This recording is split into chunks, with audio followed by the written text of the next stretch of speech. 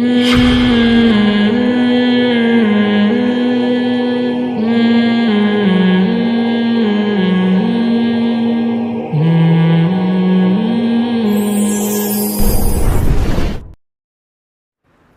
اس کے لیے ایک دفعہ بتا دینا کافی ہے. جب بچہ تھوڑی تھوڑی سمجھ آتی ہے نا تو اس کو بتا دیا جاتا ہے یہ ابو ہیں اور یہ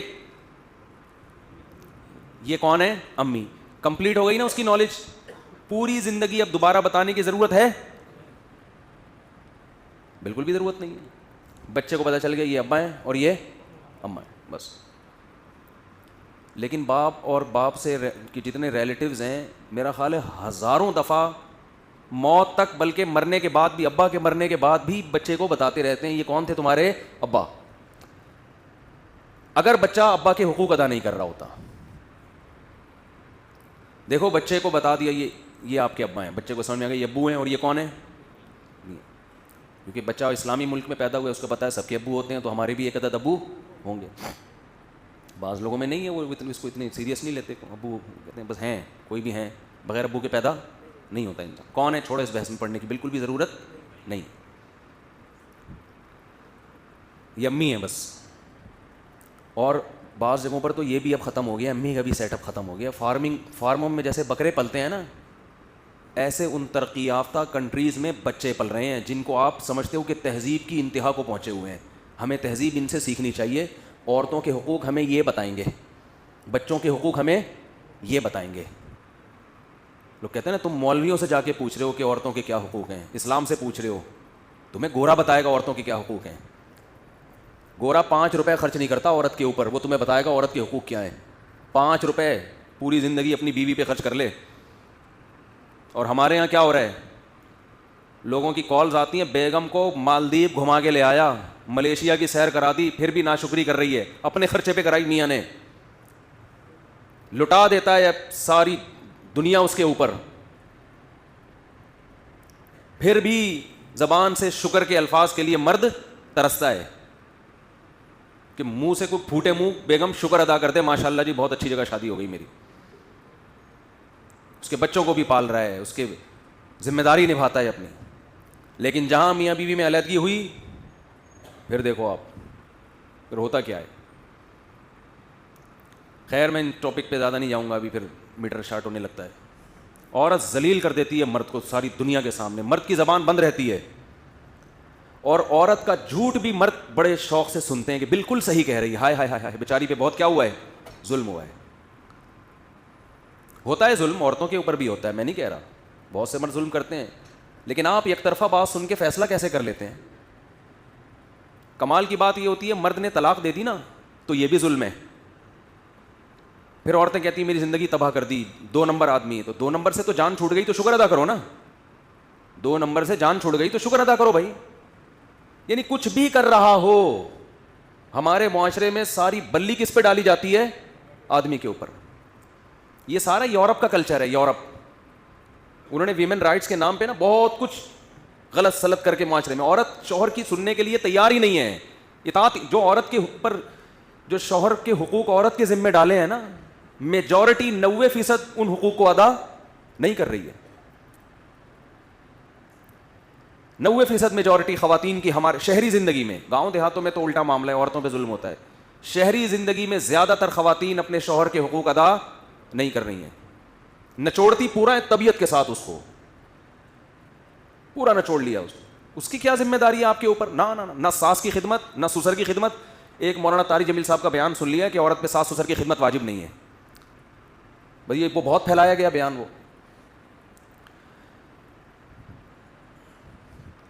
گھر میں جب کوئی بوڑھا ہوتا ہے نا، کوئی بھی، اس کی خدمت سب پہ واجب ہوتی ہے. سمجھ رہے ہیں؟ مولانا کے بیان کا مطلب ہے قانونی لحاظ سے، عدالتی لحاظ سے کچھ چیزیں قانون کی زد میں نہیں آتی ہیں، اخلاقیات میں وہ آتی ہیں لازمی. قانونی طور پر تو مرد اگر کما کے گھر جائے، بیوی سے بولے چائے بنا کے دو مجھے، بیوی نہ بنا کے دے تو عدالت میں کیس تھوڑی کر سکتا ہے وہ. لیکن اس کی ذمہ داری ہے بھائی، وہ تھکا ہوا آیا ہے، وہ تمہارے لیے کما، گیس کا بل وہ دے رہا ہے، بجلی کا بل وہ دے رہا ہے، بچوں کی اسکول کی فیسیں وہ بھر رہا ہے، تم یہاں پیڑے کھانے کے لیے آئی ہو یہاں پہ کیا؟ تو لبرل اتنا زیادہ، یہ لبرلزم نے ہماری عورتوں کو باغی بنا دیا ہے مردوں کا. اس کا نتیجہ عورت کو نقصان کی صورت میں ظاہر ہوگا. یہ ذہن میں رکھیں. اس کا مرد کو نقصان نہیں ہوگا. نقصان کس کو ہوگا؟ طلاقیں دے دے کے مرد عیاشی میں آئے گا, عورت کا بیڑا غرق. میں مانتا ہوں مرد بھی ظالم ہے, ایسا نہیں ہے کہ یک طرفہ معاملہ ہے, لیکن مردوں کے ظلم فوراً ٹریس ہو جاتا ہے. بھائی نان نفقہ ادا کر رہا ہے, نہیں کر رہا, اس کا مطلب ظالم ہے. ہیں ایسے لوگ, بے تحاشا مارتا پیٹتا ہے, ظالم ہے. تو اس کا تو حل ہے نا, اس سے علیحدگی اختیار کی جائے. اس کا کیا حل ہے بیچارے کا؟ عورت پہ ظلم ہو رہا ہو, حل ہے بھائی علیحدگی اختیار کرو اس سے. اس کمبخت پہ ظلم ہو رہا ہے, اس کا کائنات میں کسی کے پاس کوئی حل نہیں ہے. آئی بات سمجھ میں؟ کیونکہ عورت اگر اس کی عزت کا جنازہ نکال رہی ہے, جو بھی کرے اس کے ساتھ, مرد کے پاس کوئی آپشن نہیں. آپ کہہ سکتے ہیں وہ بھی طلاق دے سکتا ہے, نہیں دے سکتا. کیونکہ اگر وہ ڈیورس دے گا, عورت عدالت میں جا کے اس کو ایسا ناچ نچائے گی کہ آپ کی سوچ ہوگی, وہ کہے گا میں جان سے مار دیتا اچھا تھا, میں نے طلاق کیوں دی. جائز نہیں, حرام ہے جان سے مارنا, لیکن وہ یہ سوچے گا کہ بچے بھی ہاتھ سے گئے. آئی بات سمجھے؟ سارا خرچہ کس پہ ڈال دیا؟ میاں پہ. اور عزت الگ گئی, کیونکہ وہ آپ کے دوستوں کو فون کر کر کے جب بتائے گی میرا میاں ایسا, سارے دوست بھی اس کی سائڈ لیں گے. سمجھ رہے ہو نا؟ سارا وہ میڈیا پہ جا کے جب آپ کو ذلیل کرے گی تو ساری دنیا کس کا ساتھ دے گی؟ اس کا ساتھ دے گی. یہ ہو رہا ہے معاشرے میں. تو بیلنس ہونا چاہیے. ہمارے معاشرے میں بیلنس نہیں ہے, اعتدال نہیں ہے. جو ادھر کو جاتے ہیں عورت کے حقوق پہ, وہ ادھر ہی چلے جاتے ہیں, اس کو مرد کو بالکل ہی نظر انداز کر دیتے ہیں. دونوں کے حقوق ہیں اسلام میں. وَلَهُنَّ مِثْلُ الَّذِي عَلَيْهِنَّ بِالْمَعْرُوفِ. قرآن کہتا ہے کہ جتنا عورت کی ذمہ داری اللہ نے رکھی ہے, اتنی ہی مرد کی بھی رکھی ہے. جو اپنے حقوق کو ادا نہیں کرے گا اس سے پورا پورا سوال ہوگا.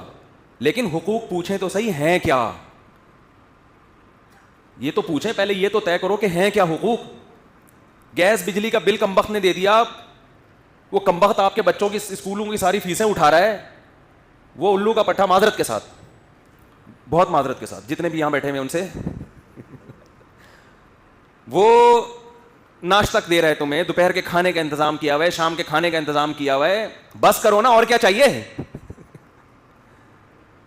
اور کیا چاہیے؟ یورپ جا کے دیکھو, وہ آدھا میاں کما رہا ہے, آدھا بیوی کما رہی ہے. پھر یہ اضافی غریبیاں ہیں, جیب خرچی بھی دینی چاہیے. اخلاقی لحاظ سے فرض بنتا ہے کہ بیوی کو کچھ پاکٹ منی دی جائے. سب دیتے ہیں, ہم بھی دیتے ہیں, آپ بھی دیتے ہوں گے. نہیں دو تو یہ ضروری بولو نہیں ہے. آپ کو رات کو گھر پہ ہونا چاہیے. شریف آدمی ہمیشہ رات کہاں گزارتا ہے؟ گھر ہو. کبھی کبھار سفر پہ چلا گیا, غائب ہو گیا, کوئی اتنی ٹینشن کی بات, یہ مرد کا حق ہے. رخصتی اس کی تھوڑی ہوئی ہے, اس کو بالکل آپ نے وہ باؤنڈ کر دیا اس میں. اس کو یہ حق ہے کہ آپ کا موبائل چیک کرے وہ کہ کس سے بات کر رہی تھی. اس کو یہ حق ہے کہ Facebook I D check کرے وہ. آپ رخصتی ہو کے اس کے گھر میں آ کے باؤنڈ ہوئی ہو, پابند ہوئی ہو آپ. یہ جو لبرل لوگ کہتے ہیں عورت کسی کے پابند, شوہر کے پابند, یہ لبرل لوگوں کا مذہب ہے. ان کو اس لعنت بھیجو اس کلچر پہ, ایک طرف ہو جاؤ, یا اسلام یا لبرلزم. میں عورتوں کو کہتا ہوں تمہیں اگر اسلام کو فالو نہیں کرنا ہے تو شادی کے تکلف کی ضرورت کیا ہے تمہیں؟